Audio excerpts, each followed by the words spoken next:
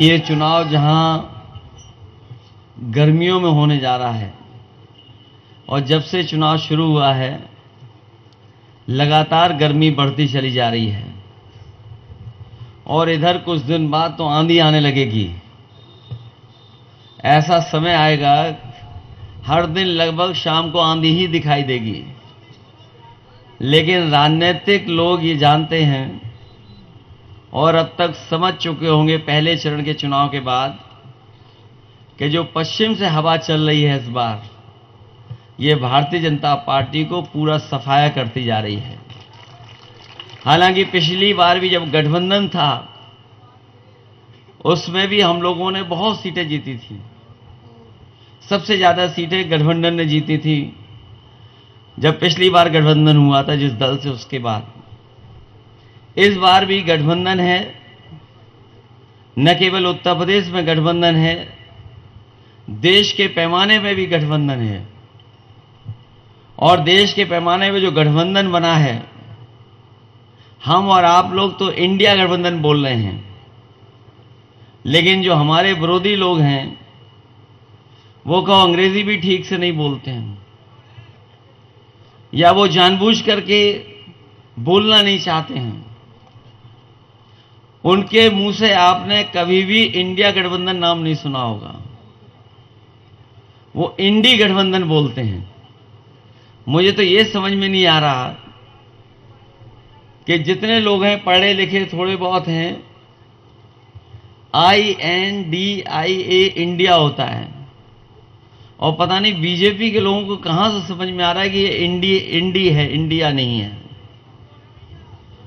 और जिस तरीके से पहले चरण से जो भाषण बदला है, आज भी अखबारों में पढ़ा होगा आपने बीजेपी के नेताओं के जो भाषण हुए हैं और जो स्टेटमेंट छपे उनके, उससे लग रहा है कि रुझान आने लगा है चुनाव का। पहले चरण ने ही रुझान दे दिया है चुनाव का कि इस बार किसान, गरीब, नौजवान, अल्पसंख्यक भाई सब मिलकर के भारतीय जनता पार्टी के खिलाफ खड़े हैं। ये जो एनडीए चिल्ला रहे थे, पीडीए परिवार ने इनके पूरे होश उड़ा दिए हैं। पहले चरण से ही जो मतदान हुआ है उससे इंडिया गठबंधन का भविष्य दिखाई दे रहा है और भारतीय जनता पार्टी बहुत जल्दी इतिहास बनने जा रही है। इनका जो झूठ है वो सब समझ चुके हैं। ऐसा कोई आम नागरिक नहीं बचा जो इनका झूठ ना समझ लिया हो। अभी तक जो भी उन्होंने भाषण दिए हैं और अपने मैनिफेस्टो में जो बातें रखी हैं वो सब झूठ थे। जो उतरना चाहिए था जमीन पर वो उतार नहीं पाए। और जिस तरीके से इलेक्टोरल बॉन्ड आए हैं, हम आप लोग भी कभी कभार एक दूसरे की मदद करते हैं, चंदा देते हैं। बहुत सारे साथी होंगे उन्होंने अपने जीवन में चंदा दिया होगा। चंदा 5 रुपए हो सकता है, 10 रुपए है, 1000 में हो सकता है, 10,000 हो सकता है। बहुत संपन्न है तो 1 लाख भी देगा, 2 लाख दे देगा। लेकिन कोई 1000 करोड़ नहीं देगा, 600 करोड़ नहीं देगा, 500 करोड़ नहीं देगा। बीजेपी के लोगों ने जो चंदा लिया, ये चंदा कहना ही गलत है। भारतीय जनता पार्टी ने वसूली की है और शायद इतना वसूली किसी ने इतिहास में नहीं की होगी जितना भारतीय जनता पार्टी के लोगों ने वसूली की है।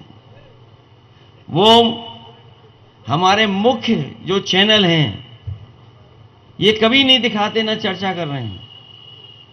ये जो बड़े बड़े चैनल हैं या अखबार है, उन्होंने एक आध बार चर्चा तो की होगी, लेकिन उसके बाद कभी भी जानकारी नहीं दी किसी को कि आखिरकार इतना हजारों करोड़ का चंदा कैसे बीजेपी ने ले लिया। और जो बात खुल करके आई है वो यही बात खुल करके आई है कि ईडी, सीबीआई, इनकम टैक्स, ये 3 डिपार्टमेंट हैं। इन डिपार्टमेंट को सारे इन्होंने पूरा का पूरा पैसा वसूला है। 1000 करोड़, 1600 करोड़, 400 करोड़, 500 करोड़। और इन बीजेपी वालों ने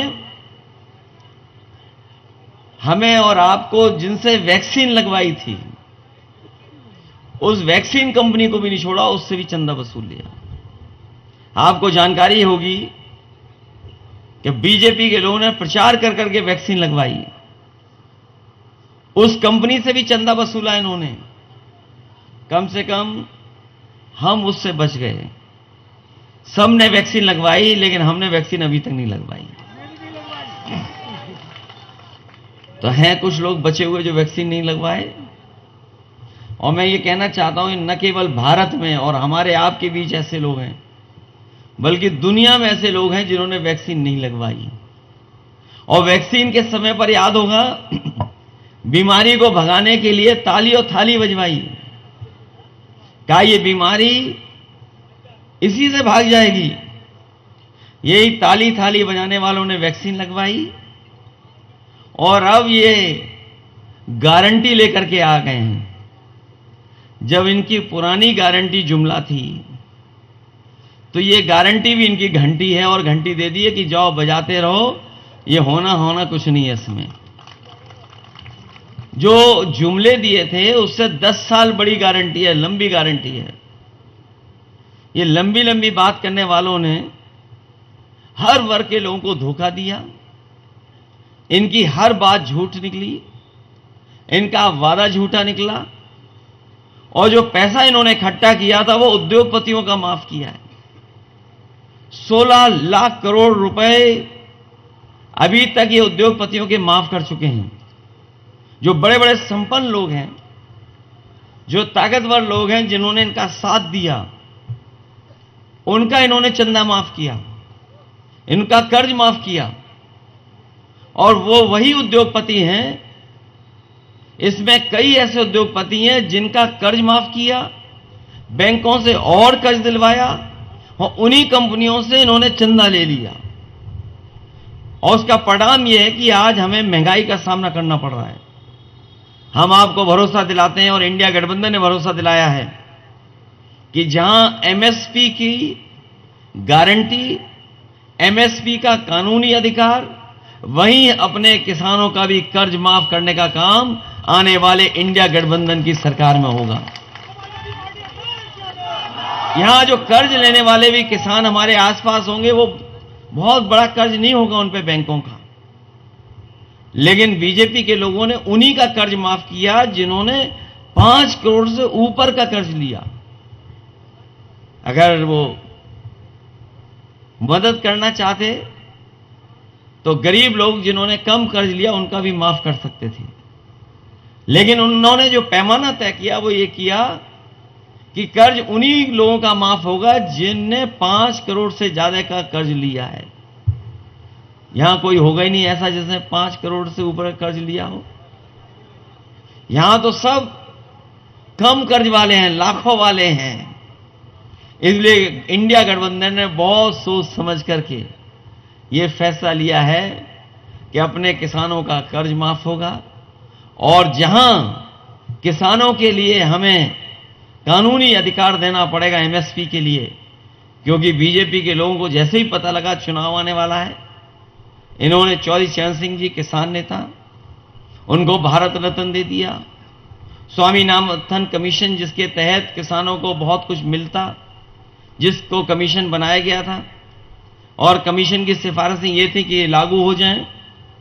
अगर वो लागू हो जाएंगी तो हमारा किसान खुशहाल हो जाएगा, लेकिन इस सरकार ने कभी लागू नहीं होने दिया, और जानबूझ करके चुनाव से पहले उन्हें भी भारत रत्न दे दिया, केवल इसलिए कि किसानों को गुमराह कर सकें, किसानों से कुछ वोट ले सकें। लेकिन इस बार मैं जानता हूं जो मन बनाया है लोगों ने कि भारतीय जनता पार्टी के खिलाफ मतदान होने जा रहा है, और न केवल यहां बल्कि जहां से भी खबरें मिल रही हैं, सब जगह भारतीय जनता पार्टी के खिलाफ और इंडिया गठबंधन के पक्ष में वोट डलने जा रहा है। सब के सब इकट्ठे होकर के, जहां किसान दुखी रहा, वहीं नौजवानों का आपने देखा होगा बड़े पैमाने पे नौजवान बेरोजगार हो गया, और 90% नौजवान के हाथ में न नौकरी है न रोजगार है, केवल बयान नहीं निकला तुम्हारा 1/3 जीवन खत्म हो गया। ये तो ब्याह तो अलग बात है, नौकरी मिल जाएगी तो ब्याह भी हो जाएगा। समाजवादियों की सरकार बनेगी तो रोजगार नौकरी का कुछ इंतजाम होगा तो ब्याह भी हो जाएगा तुम्हारा, और बिना नौकरी के तो ब्याह होना संभव नहीं है। तो सोचिए आप, केवल ब्याह और शादी का सवाल नहीं है। दुख की बात यह है कि इनके 10 साल में और उत्तर प्रदेश की सरकार में लगभग 7 साल हो गए, हमारे नौजवानों की 1/3 जीवन ऐसे ही चला गया।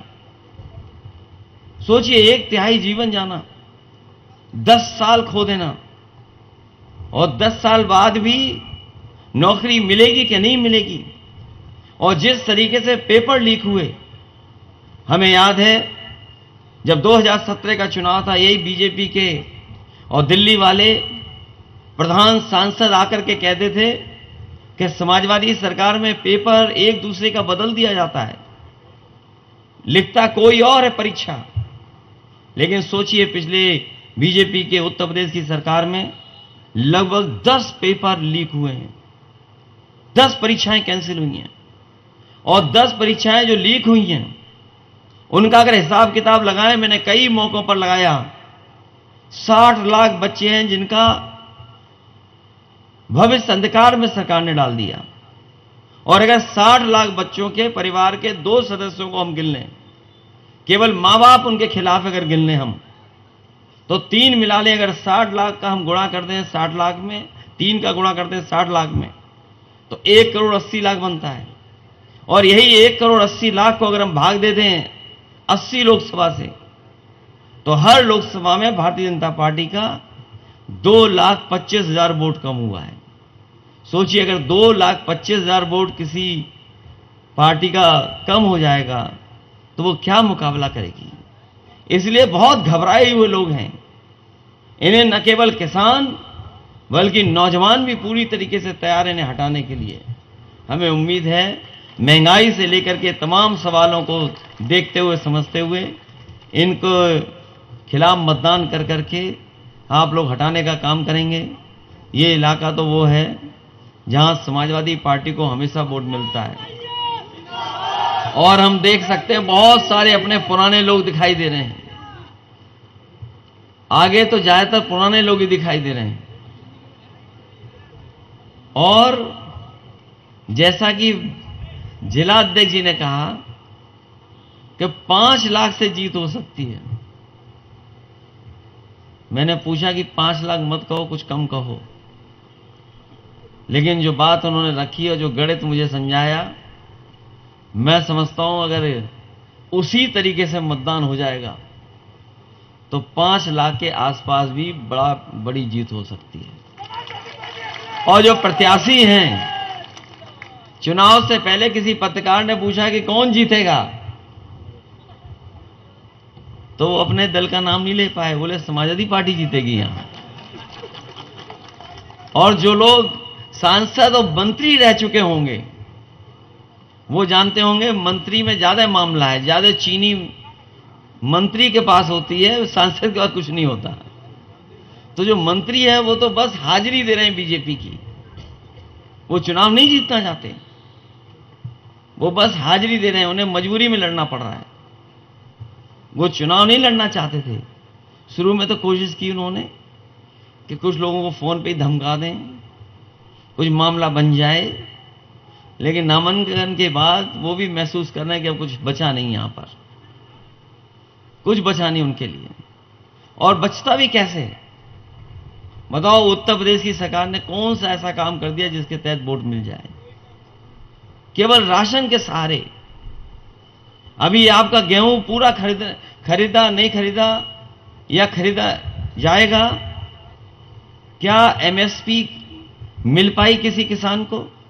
और एमएसपी तो दूर, जो स्वामीनाथन ने फार्मूला दिया था या बीजेपी ने जो कहा कि हम किसानों की आय दोगुनी कर देंगे, क्या गेहूं में आपकी पैदावार को क्या कीमत मिलेगी, और सब प्राइवेट कंपनियां खरीद रही हैं। ये जो बड़ी बड़ी कंपनियां बन गई हैं, आपके माध्यम से सीधा उनके पास अनाज पहुंच रहा है। और क्योंकि बाजार में जो पैकेज्ड आटा है उसका बाजार बढ़ गया है, तो गेहूं का जो मुनाफा आपको मिलना चाहिए था वो मुनाफा आपको नहीं मिल रहा है, वो बड़ी बड़ी कंपनियां उठा रही हैं। इसीलिए हमने अपने जो घोषणा पत्र है, जो विजन डॉक्यूमेंट, उसमें कहा है कि दिल्ली में सरकार बनेगी तो राशन के साथ साथ पौष्टिक आटा कैसे हम गरीब को पहुंचा पाएं उसका भी इंतजाम करेंगे। आटा के साथ साथ डाटा भी फ्री देने का काम हम लोग करेंगे, क्योंकि बिना डाटा के मोबाइल नहीं चल पा रहा है। और कोरोना के समय पर, जब कोरोना था 2 साल सब कुछ बंद था, तो आपका मोबाइल या लैपटॉप ही काम आ रहा था। सरकार ने कहा कि स्कूल कॉलेज नहीं चलेंगे, पढ़ाई ऑनलाइन होगी। ये जो ऑनलाइन व्यवस्था थी, ये गरीब परिवारों में ऑनलाइन परीक्षा नहीं हो पाई, ना पढ़ाई हो पाई, क्योंकि उनके पास ना इंटरनेट था, ना मोबाइल था, ना कंप्यूटर था। उनका सालों साल बर्बाद हो गया। लेकिन जो संपन्न लोग थे, उनके घर परिवार में बच्चों ने पढ़ाई की ऑनलाइन, क्योंकि उनके पास लैपटॉप था या मोबाइल थी या इंटरनेट था। इसलिए आज बहुत सी चीजें ऑनलाइन हैं, बहुत सी सुविधा आपको मोबाइल के माध्यम से या बहुत सारी जानकारी आपको मिल जाती है। सरकारी जानकारी या जो सरकारी जितनी भी व्यवस्थाएं हैं, सब धीरे धीरे कंप्यूटर पे जा रही हैं। इसलिए समाजवादी पार्टी ने, और मुझे खुशी इस बात की है कि समाजवादी पार्टी ने जो लैपटॉप बांटे थे वो आज भी चल रहे हैं, आज भी बंद नहीं हुए हैं। और जब भी चलाने के लिए आप लोग उसे खोलते होंगे, नौजवान जिसके घर परिवार में होगा, उसमें नेताजी और हम लोगों की ही तस्वीर दिखाई देती है। बीजेपी ने उसकी नकल कर ली। हम लोग बड़ा लैपटॉप दे रहे थे, इन्होंने छोटा सा दे दिया, और मोबाइल ऐसा दिया है चलाते रहो, घिसते रहो कई बार उंगली। और फोटो के लिए हम लोगों की नकल की इन्होंने। इसलिए हम लोगों ने तय किया है, पौष्टिक आटा, जिस तरीके से संपन्न परिवार के लोग शहरों में पैकेज्ड आटा खा रहे हैं या वो ले सकते हैं, संपन्न है तो अफोर्ड कर सकते हैं, खरीद सकते हैं, तो हमारे गरीब परिवारों में भी पौष्टिक आटा पहुंचे और साथ ही साथ डेटा फ्री मिले, जिससे कि उनका मोबाइल या कंप्यूटर चल सके और पढ़ाई कर सके। अभी कुछ दिन पहले मुझे जानकारी मिली कि अमेरिका में भी कई शहर हैं जो लैपटॉप बांट रहे हैं, और वो लैपटॉप उन परिवारों तक पहुंचा रहे हैं जो गरीब परिवार है, जो खरीद नहीं सकते। तो सोचिए, हम लोगों ने 7 साल पहले बांट दिए थे, आज अमेरिका भी बांट रहा है। और अभी प्रधानमंत्री जो बिल गेट्स से मिल रहे थे, उन्होंने भी कहा कि जिस तरीके से भारत आगे बढ़ रहा है, देश आगे बढ़ रहा है, जो खाई पैदा करेगी टेक्नोलॉजी के माध्यम से जो खाई पैदा होगी उसकी भरपाई कैसे होगी, और भरपाई तभी संभव है जब हम अपने गरीबों को भी वही सुविधा दें जो गरीब अमीरों को सुविधा शहरों में मिल रही है। आज तो गांव-गांव अगर इंटरनेट पहुंचा है, उसका योगदान अगर किसी का है तो वो समाजवादियों का है, क्योंकि जियो की लाइनें या प्राइवेट लाइनें उसी समय बिछाई गई थी जब समाजवादी सरकार थी।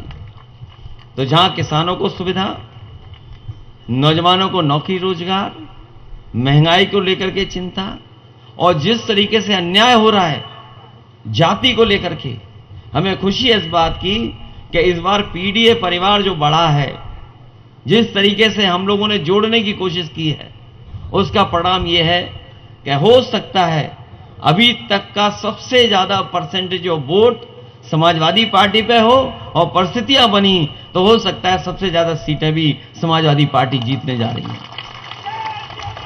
पहले तो नहीं स्वीकार किया उन्होंने, लेकिन अब तो स्वीकार कर रहे हैं कि जिस तरीके से टिकट दी गई हैं वो बीजेपी को पीछे कर रही है।